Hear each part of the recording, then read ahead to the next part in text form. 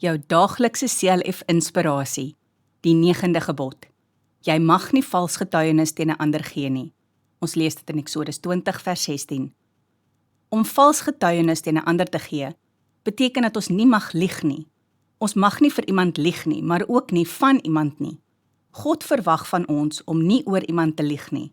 Deesdae hoor ons so baie dat mense lieg of die waarheid verdraai. Mense doen verkeerde dinge en dan jok hulle om hulself te verontskuldig.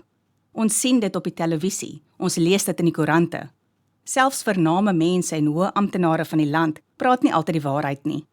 Vir mense hier op aarde kan ons nog lieg sonder dat hulle dit agterkom, maar vir die Here kan ons die waarheid nooit wegsteek nie. Die Here weet en sien alles wat ons doen.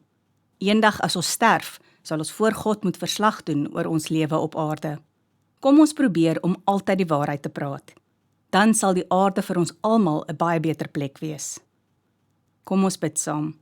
Here, laat U Heilige Gees my lei om altyd die waarheid te praat. Amen.